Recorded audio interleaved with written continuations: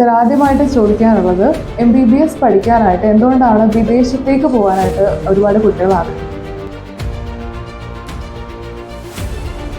ഇന്ത്യയിൽ പരിമിതമായ സീറ്റുകൾ മാത്രമേ MBBSന് ഈ വർഷം എല്ലാ വർഷവും ലഭിക്കുന്നുള്ളൂ. അതുകൊണ്ട് കുട്ടികൾ വിദേശത്ത് പോകാൻ നിർബന്ധിതരായിത്തീരുകയാണ്.